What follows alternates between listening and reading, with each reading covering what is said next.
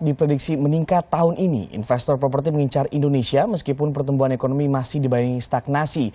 Kelas menengah yang didominasi kaum muda menjadi ceruk pasar potensial. Jakarta masih menjadi magnet pembangunan. Namun investor tetap mempertimbangkan kepastian hukum di Indonesia dan ketersediaan lahan termasuk pembangunan properti di tanah reklamasi Teluk Jakarta.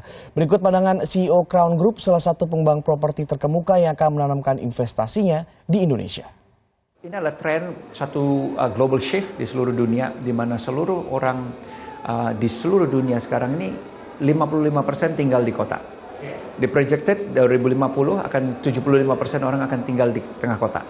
Urbanization daripada populasi dunia gitu, karena anak muda pengennya lifestyle, kerjaan, transport, convenient gitu, dan orang yang mungkin berumur, yang anaknya sudah nggak tinggal sama-sama, rumahnya kegedean juga pengen tempat yang convenient. Karena kalau di kota-kota kecil kadang-kadang kalau tidak macet dia akan pilih mungkin rumah gitu ya, daripada tinggal di apartemen gitu, karena pengen lebih punya lahan segala. Tapi kenyataan di kota seperti Jakarta, di kota Sydney, untuk orang setengah jam, 1 jam nyetir itu juga udah males gitu.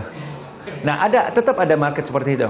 Tapi market untuk orang pengen tinggal di rumah gitu, the landed houses gitu. Tapi the world's trendnya dunia itu adalah semua akan konsolidasi untuk di kota gitu.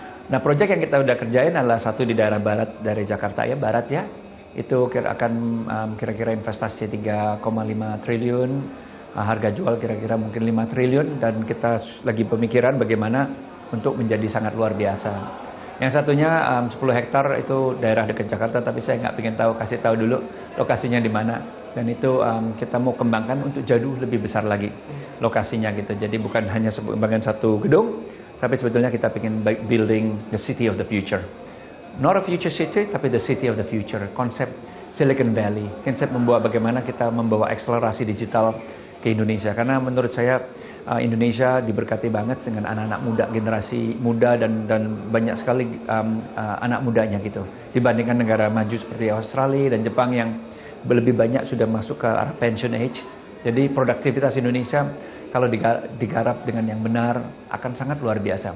Nah, Indonesia luar biasa kan, 1 triliun ekonomi yang terbesar di Southeast Asia, dan secara potensi GDP per kapita 3.000-4.000 US dollar. Jadi menurut saya potensi dia untuk mengembangnya 8.000, 10.000, 20.000 itu sangat cepat sekali.